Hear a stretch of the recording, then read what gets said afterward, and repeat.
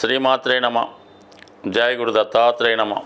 ఈ వీడియోలో మనం ఫిబ్రవరి 23 నుంచి మార్చి 1వ తారీఖు మధ్యలో జరగబోయే వార ఫలాలు వృషభ రాశి వారికి ఏ విధంగా ఉండబోతున్నాయి అని పరిశీలించినప్పుడు, మరి ఈ వారంలో వీరికి లాభస్థానంలో 2 గ్రహాలు, ముఖ్యంగా రాశ్యాధిపతి శుక్రుడు రాహుతో కలిసి ఉన్నాడు. వీళ్ళిద్దరూ మిత్రులు అవ్వటం వల్ల, స్వభావసిద్ధంగా శుక్రుడికి ఉచ్చస్థానం అవ్వటం వల్ల చాలా వరకు వృషభ రాశి వారికి ఆర్థిక సంబంధించిన విషయాల్లో చాలా వరకు కలిసి వచ్చే అవకాశం ఉంది.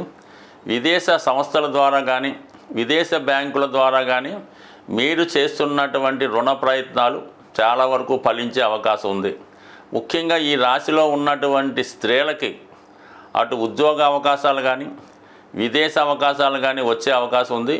ముఖ్యంగా ఎవరైతే సినిమా, టీవీ, మీడియా, ఈ సెలబ్రిటీ రంగంలో, కళారంగంలో ఉన్న వాళ్ళకి చాలా మంచి అవకాశాలు రావడం జరుగుతుంటుంది. అంటే ఒకేసారి గుర్తింపు రావడం, దాని తగ్గ ఆదాయం కూడా మీరు ఊహించిన దానికన్నా ఎక్కువ రావడం, ఒకేసారి గుర్తింపు వచ్చి వెలుగులోకి వచ్చే విధంగా ఈ రాశిలో ఉన్నటువంటి స్త్రీలకి గొప్ప గుర్తింపు రావడం జరుగుతుంది. అలాగే మామూలుగా మగవారికి కూడా, మగపిల్లలకు కూడా సాఫ్ట్వేర్ రంగంలో కానీ, సినిమా పరిశ్రమలో కానీ ప్రవేశిద్దాం అనుకున్న వారికి చక్కని అవకాశాలు రావడం జరుగుతుంటుంది. అలాగే విదేశంలో ఉన్నటువంటి మిత్రులు కానీ, మంచి స్థాయిలో ఉన్నటువంటి మిత్రులు మీకు చాలా వరకు ఆర్థికంగా సహకరిస్తూ మీ ఉన్నతికి వాళ్ళు చాలా వరకు సహకరించే అవకాశాలు చాలా బలంగా ఉండడం జరిగింది.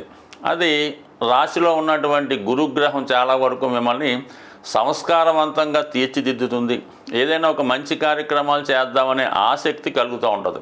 చాలా వరకు నడవడికలో మార్పు రావడం జరుగుతుంటుంది. మంచి పరిచయాలు పెంచుకుంటారు. ఆధ్యాత్మిక విషయాలు తెలుసుకునే పరిచయం జరుగుతుంది.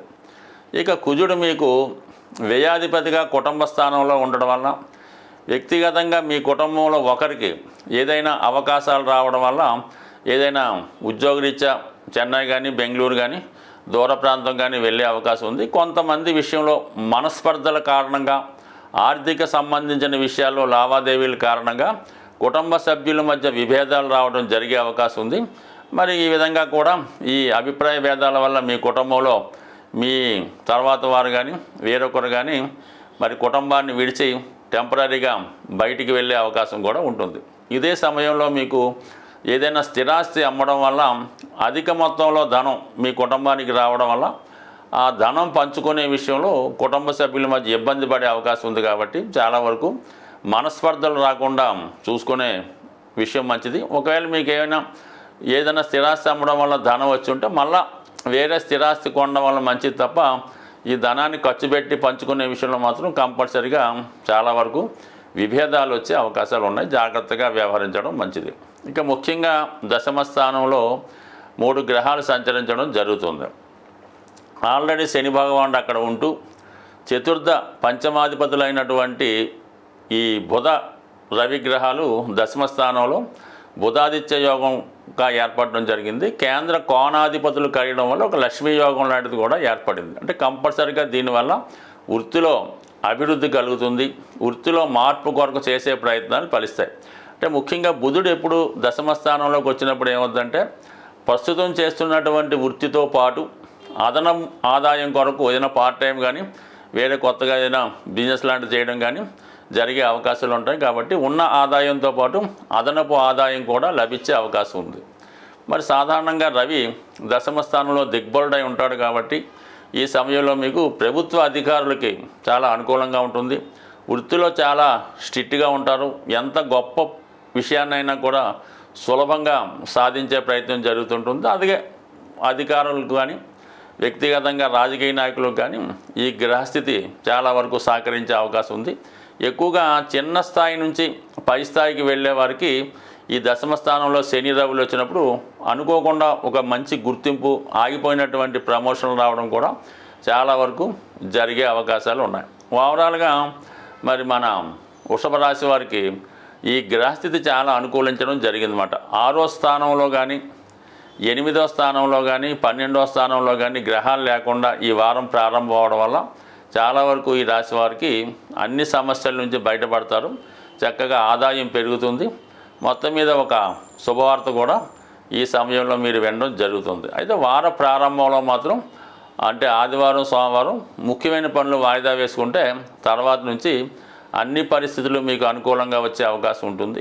సాధారణంగా మరి ఈ వారఫలాలు ఫాలో అవుతున్న వారికి గ్రహస్థితి నుంచి గ్రహాల యొక్క శుభ అశుభ ఫలితాల నుంచి మీకు అనుకూలంగా రావడానికి ఈ వారంలో వస్తుంది మహాశివరాత్రి.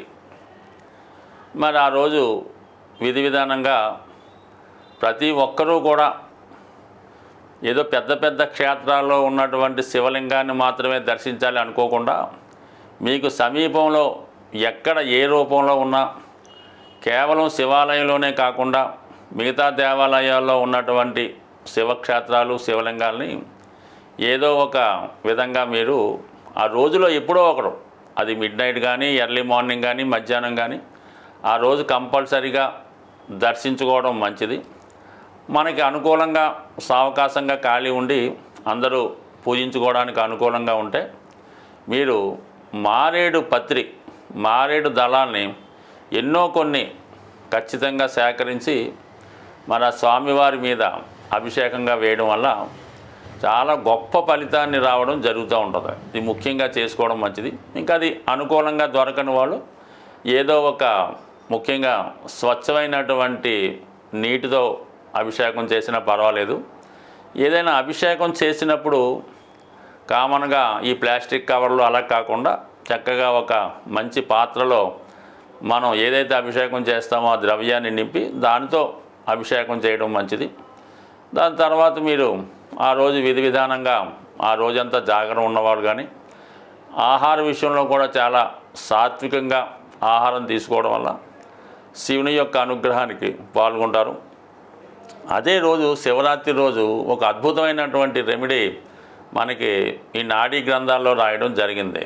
శివరాత్రి రోజు గోవుకి కూడా మీరు ఏదో విధంగా నమస్కరించి గోవుకి ఆహారంగా ఒక క్యారెట్ కానీ లేదంటే గోధుమలతో తయారు చేసినటువంటి స్వీటు హల్వా కానీ రవ్వ లడ్డు కానీ అంటే డైరెక్ట్గా నానబెట్టిన గోధుమలు కానీ ఆవుకి పెట్టడం వల్ల గోశాలలో ప్రశాంతంగా ఒక 5 నిమిషాలు 10 నిమిషాలు మరి ఈ శివనామ స్మరణ గోశాలలో చేయడం వల్ల అపూర్వమైనటువంటి ధనయోగం జాతకులకి లభించే అవకాశం ఉంది. బట్ ఏదైనా సంవత్సరంలో ఒకరోజు వచ్చే ఈ శివరాత్రి రోజు మీరు విధి విధానంగా చక్కగా నియమంగా పవిత్రంగా శివుని ఆరాధన చేయడం వల్ల శివనామ స్మరణ చేయడం వల్ల అవకాశం ఉంటే వృద్ధులకి పేదవారికి ఏదో విధంగా సహాయం చేయడం కానీ మరి ఏదైనా బాగా నడవలేని స్థితిలో ఇబ్బందుల్లో ఉన్న వాళ్ళకి